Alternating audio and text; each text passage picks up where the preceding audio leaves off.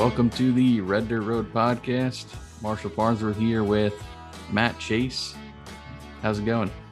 Hey, what's up, everybody out there? I'm really excited. Finally get to meet you finally, Marshall. Very cool. You're a friend of my Uncle Craig, who we've had on here a couple of times, and I need to have him on here again. I had basically just asked for any musician friends that he knew that would want to be on here, and he sent me to you.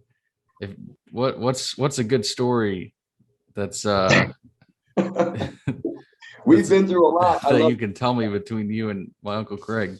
Yeah, we've played at pavilion campgrounds on hot July nights, to all kinds of crowds, sometimes 10 people, sometimes 100 people. We always have a good time, no matter who's in the audience, even if it's just the mosquitoes and the bullfrogs.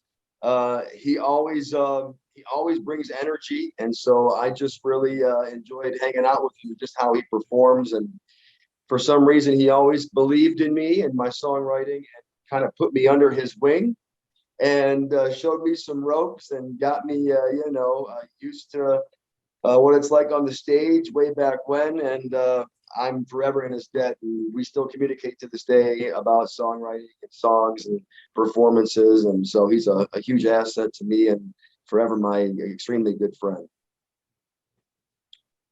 You guys got to like collab on an album or something. He had the one album a few years ago, but he hasn't had a whole lot since then. You guys should maybe he can do one of your songs that you write or something. After he released that album, I actually ran into him at the Lorain County Fair in Wellington. And I said, hey, I said, KK, I said, how you doing? I said, hey, I'm going to be cutting this album. I would love for you to come and put your guitar work behind it and maybe even write a song. And he says, absolutely. He goes, I'm real busy doing this and this. He's got a lot of projects going on, but it's been a while now. So maybe I need to re-ask him to see if he's available to get together. He's a busy man, and I get it. But yeah, you're right. I should ask him, and we should revisit that. So what would you say, just like real quick, what's your kind of musical, like songwriting and music that you put out? Is it kind of country-ish or more like rock? I really never had a name for it until about maybe 18 months ago. I had a fan in Texas text me. They said, do you know what you are? And I said, I don't know, country music, blues, my own style. And they says, no, you're red dirt country. That's what they said. So and then after that, I started asking others, do you think this fits red dirt country criteria? And everybody seems to say, yes, it does. So I'm not an expert, but people who are telling me that it fits under the red dirt country genre, hey, I'll listen to them, and I'm okay with that. It sounds good to me, Sweet.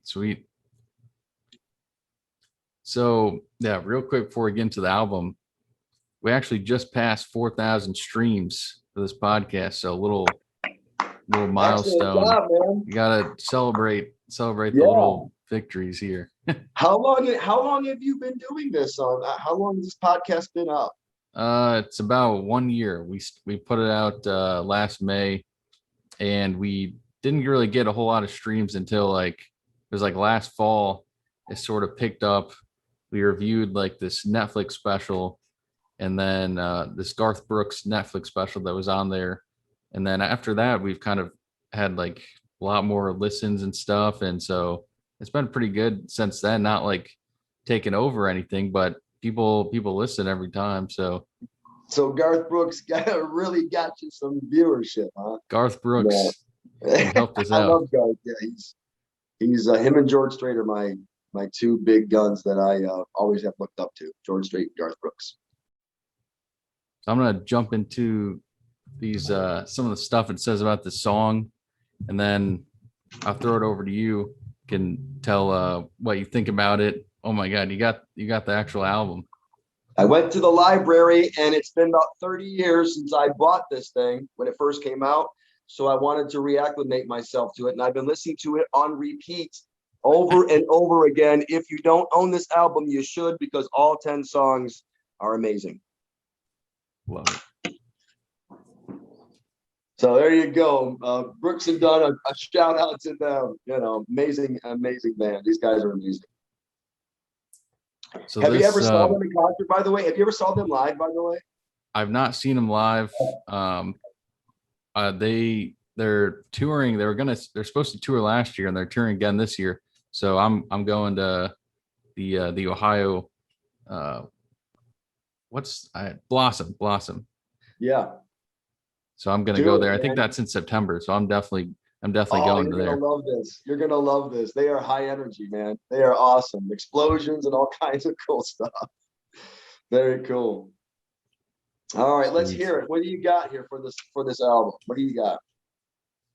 So this album, like I've said before, first album from Brooks and Dunn. It kind of had about four main number one hits. Was Brand New Man, My Next Broken Heart, Neon Moon, and Boot Scootin' Boogie. And then Lost and Found was their other single, went number 6. And the album released, pulled up in August 1991. Just over 32 minutes in length, 10 songs, so not too long of an album. Recorded 1990 to 91. And see if I pull up anything else interesting.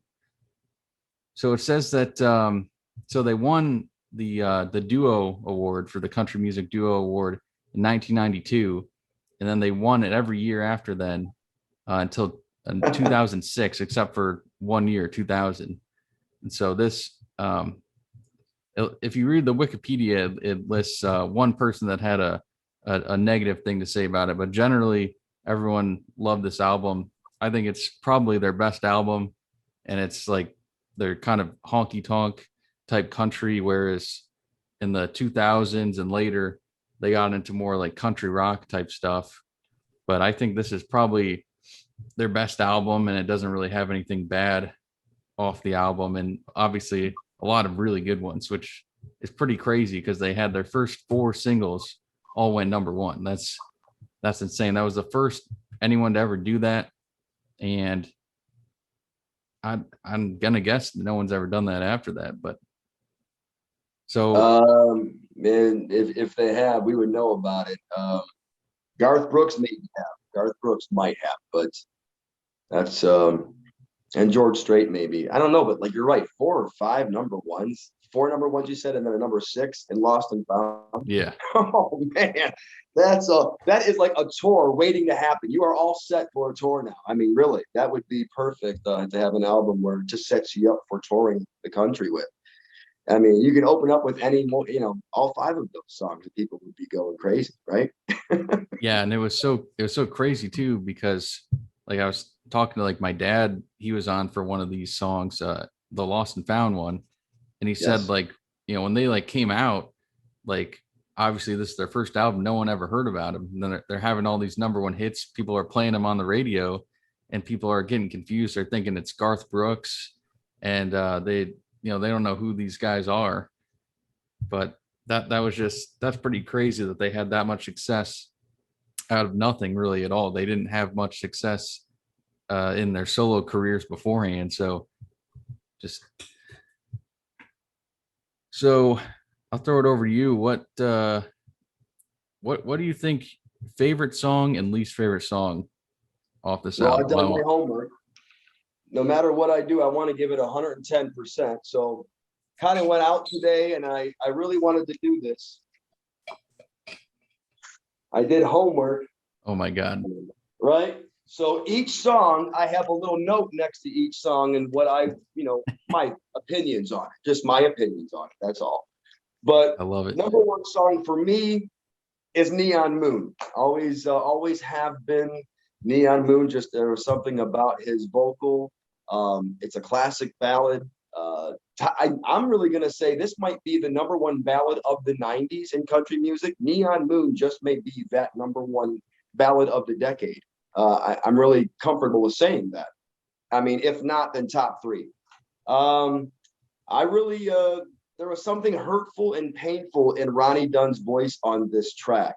something that just wasn't really heard in this modern day in the 90s country. He brought this essence in his vocals that really instantly took me away. When I first heard it, I was like, turn this up. Who is this? And so still a great song. We still play it in my band, and I still perform it when I can solo. I love this song. It's got some sort of like ambiance to it that takes me back to that time in the 90s and when it first was played, and always takes like a really good memory, takes me back every time. Neon Moon's my number one, without question. No doubt. So do you got like you ranked all of them? Yeah. All right. Well, then scratch that. Just why don't you just start? We got your number one. Why don't you just start at number 10 and go up? Because if you did the extra homework, So, might as well see them. What I got here is number 10, I've got I'm No Good. Now, I like the song personally, but just as from a songwriting standpoint, I put that at number 10, I'm No Good. It's you know, I love it. It's a bluesy type of song. You know, I'm no good, pretty mama, when you're not around. It's just really cool. And when I hear it, I think of George Strait. It's got a steel guitar in it. And it takes me back to the style of George Strait. Maybe it's just because it was in the 90s, early 90s when George was, but it really sounds like a George Strait song that he may have passed up on, and they took it. I'm No Good. It's also Kix Brooks singing it. And so he's got his style. I like it, but I put it down at number 10 because I had to put something there. All right. Now, number 9. I've got a lot to learn. Now, this is a classic heartbreak song. I highly recommend it to everybody who wants to write a ballad. Listen to this song. I've got a lot to learn is basically a lesson on how men think a lot in relationships, how they think that just because they come home every day to their woman that they're going to still be there. This song shows you that you just don't know from day to day if you're going to have your heart broken or not. So it's a really good song, a good message song, a good hurtful song. I rank that at number 9. Number 8, Cheating on the Blues. This is Kix showing off his bluesy vocals, his personality. I really enjoyed how he put his vocals to this. It's a nice little dance song. It's got a cool groove to it. And so I really enjoy that one. I put that in at number 8. Number 7, Still in Love with You. Really amazing song. I just wrote a song myself called Never Thought. And when I heard this song today, Still in Love with You, some of the messages and themes in it were going off in my head like, I understand where this guy's coming from. It's a classic country ballad. It's sad. It's easy chord kind of song. It's a real lazy, easy, sad type of playing. The lyrics are amazing, and they just kind of make you feel really bad for the guy. So I love it. Still in Love with You, great ballad. That's number 7. Number 6 on my list, Cool Drink of Water. I really dig this song. I really dig the fast beat. They have a really cool drum beat to it. Sounds to me they've got dual fiddles, 2 fiddles in this song.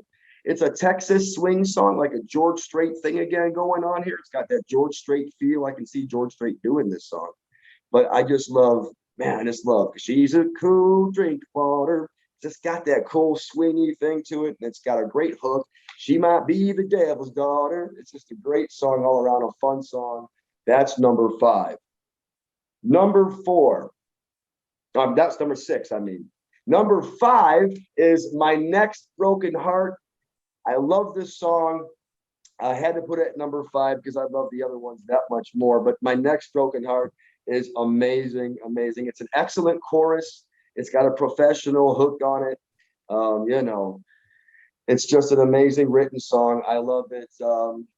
I just love how he puts the words together. I love Ronnie's vocals on it. And My Next Broken Heart, I think is number 5 for me.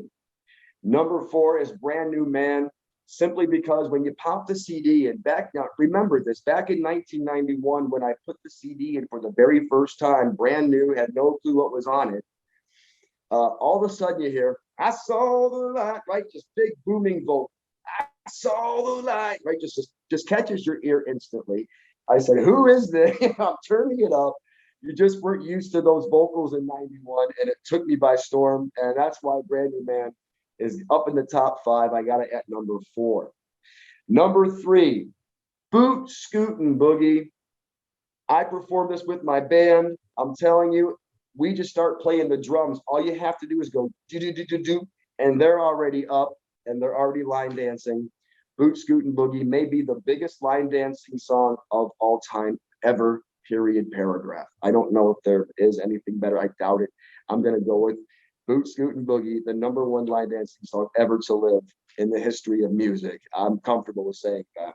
But yeah, it's a beautiful thing to watch everybody just scream. They jump up and they start dancing. Even if they can't line dance, they're out there trying. And I enjoy watching that. Boot Scootin' Boogie comes in for me at number 3. Number 2 almost made this #1, but number 2 is Lost and Found.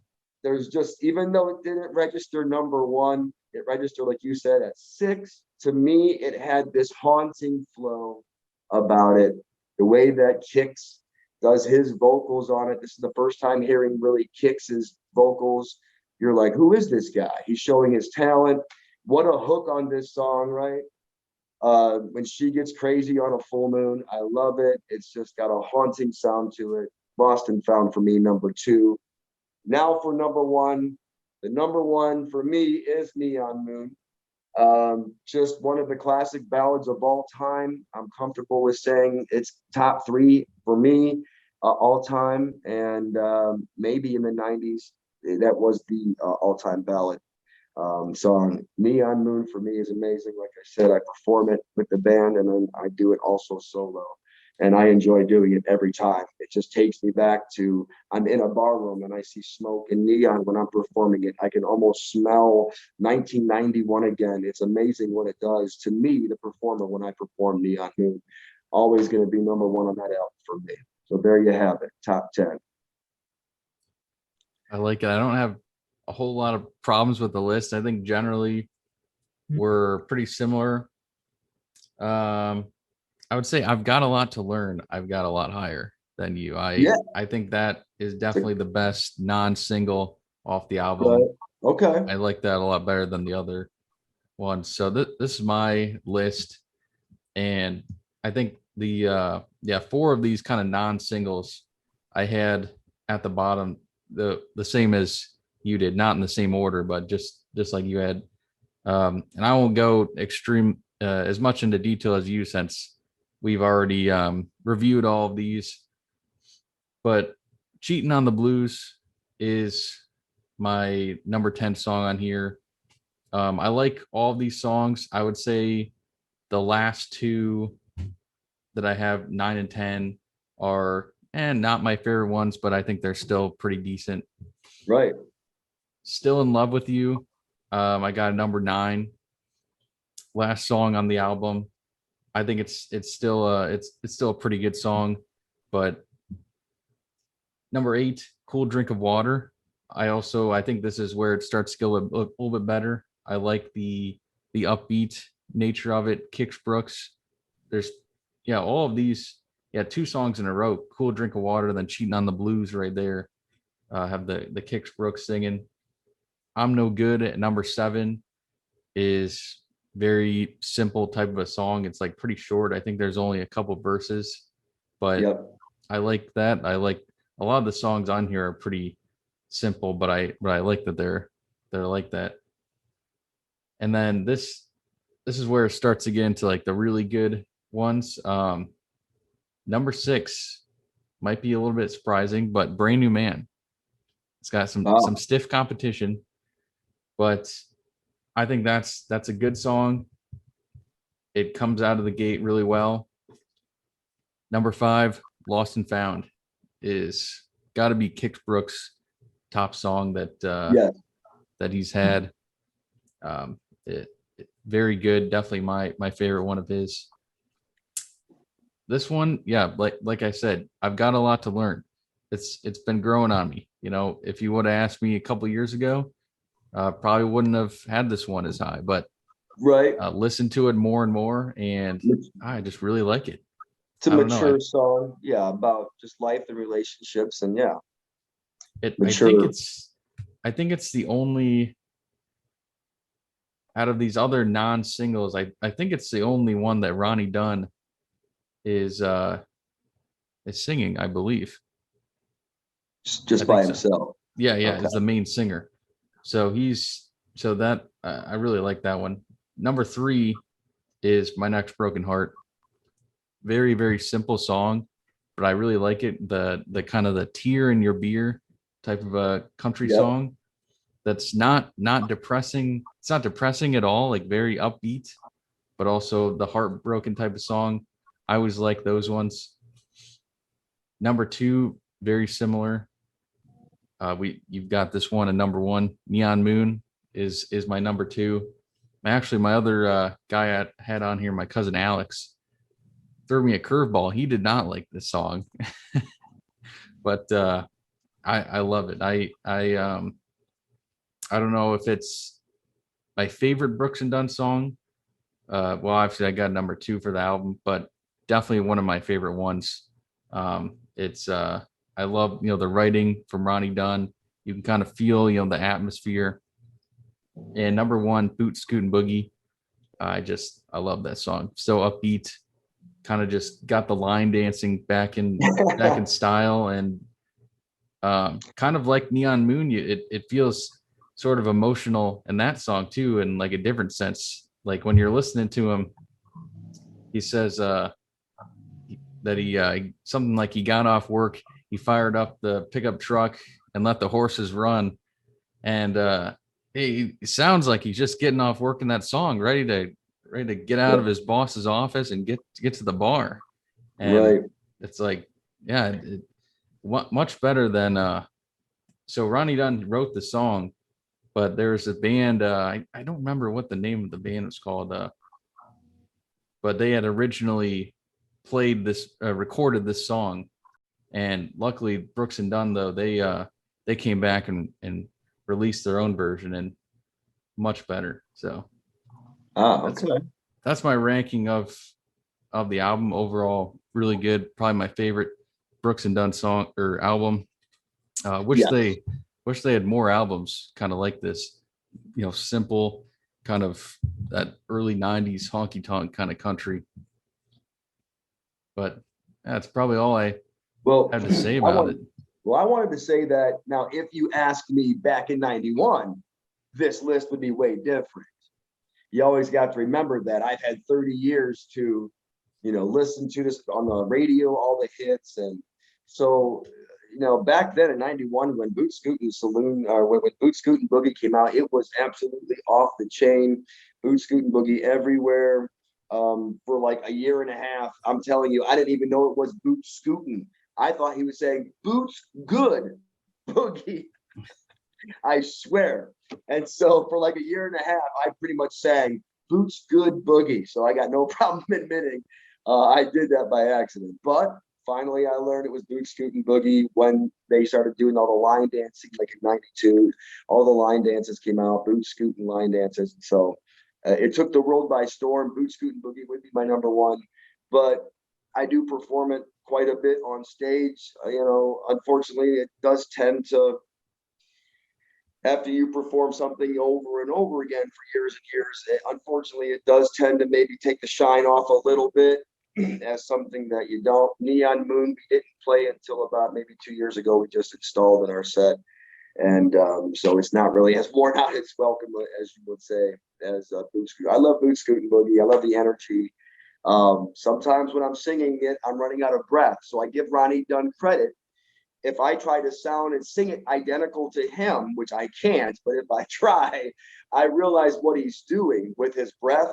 And that chorus is very difficult to get through in one breath. You've got to find little moments to breathe. So Ronnie Dunn gets a lot of credit for being powerful during that chorus and being able to present his vocals like he does. That's not easy to do. I didn't even really think about that. Yeah, because when they had actually covered the song, they had the reboot album.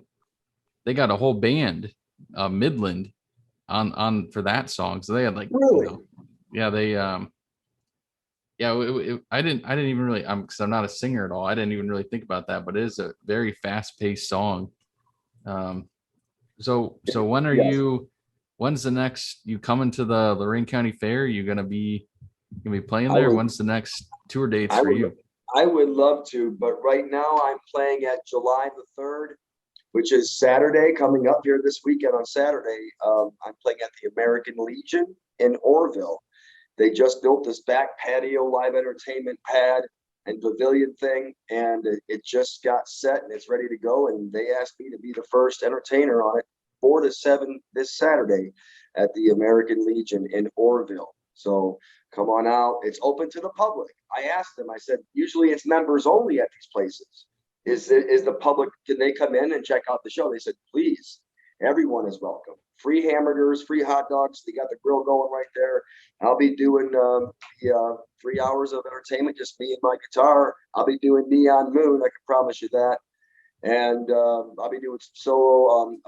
Be doing a lot of originals, and some country and some classic rock, and just having a good time on the 4th of July. So it's July 3rd, 4th of July weekend at the American Legion in Orville, Ohio, from 4 p.m. to 7 p.m. If anybody's listening, come out and check that out. Any other later like July dates, and set July in case someone 17th, jumps on here a July, little bit later?